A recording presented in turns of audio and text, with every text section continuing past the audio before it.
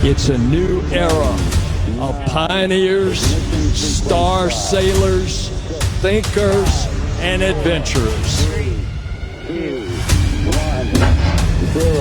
All engine running. Let's go.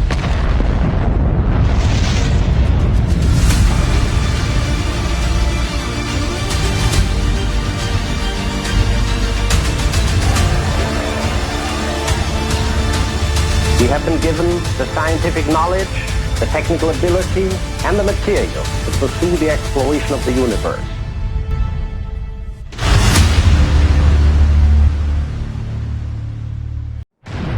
Between 1968 and 1972, America launched 9 human missions to the moon, 6 of which successfully touched down, allowing 12 men to walk on the lunar surface.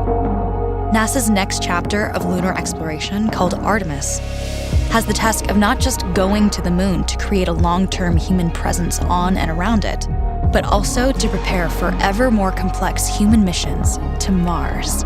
In short, everything we must be able to do here, we must first do here.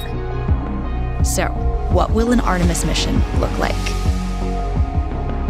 Everything is designed and tested with our most important element in mind: the astronauts. This is their deep space, human-rated spacecraft called Orion, built in 3 parts. The crew module, where up to 4 astronauts will live and work throughout the flight. The service module, with life support systems for the crew and its own engine and fuel reserves. And a launch abort system, with engines capable of pulling the crew module to safety during launch should anything go wrong. To accomplish the task of launching our crew and heavy payloads, NASA is building the Space Launch System, comprising of a cargo hold, an exploration upper stage, a massive core stage, and 2 extended solid rocket boosters. Altogether, this is the world's most powerful rocket, and it exceeds the legendary Saturn V of the Apollo era in numerous ways.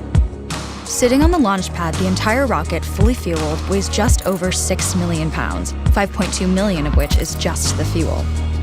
Once ignited, there is no stopping what comes next. All 4 RS-25 engines and the 2 solid rocket boosters come to life, thundering our crew upwards. 2 minutes after ignition, the solid rocket boosters are spent and released. 8 minutes after launch, the core stage is depleted and separated.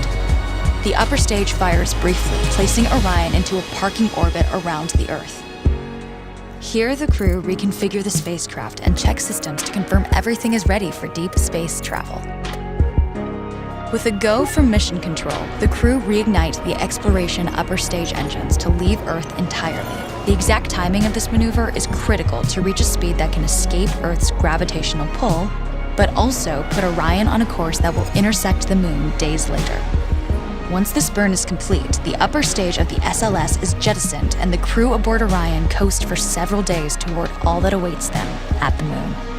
Approaching the moon, we see the fundamental differences between Artemis and Apollo. Instead of requiring Orion to serve as an expendable lunar command module or to carry a constrained lunar lander, the Artemis missions will take advantage of a different approach: pre-staging. Everything needed for lunar missions will be positioned in advance by commercial and international partners. This includes rovers, science experiments, and human-rated systems on the surface. But it also includes a dedicated lunar station in orbit around the moon called Gateway. Here at this station, we can pre-stage a robust lunar lander and establish a strong communications relay. Designed with open standards, the Gateway can be expanded as new missions and partnerships develop, allowing multiple human missions on the moon at the same time and enabling ongoing science to be conducted even between human missions. The Gateway is also capable of adjusting its orbit to allow access to every part of the moon, something the Apollo missions could not do. But the real key in this approach is placing Gateway in a unique halo orbit to perfect the maneuvers needed for Mars missions. And with the growing list of commercial and international opportunities, Gateway is the ideal hub between Earth and all that lies beyond. Returning to our crew as they approach Gateway, the Orion must match the elliptical orbit of the station in order to successfully dock. Once on board, pre-selected crew members transfer to the lunar lander, while those assigned to Gateway remain on station. The lunar lander system itself is built for 3 unique steps: descending from the halo orbit of Gateway down to a low lunar orbit, descending from low lunar orbit to the surface, and once the lunar mission is complete, launching from the surface of the moon and ascending all the way back to the orbiting Gateway.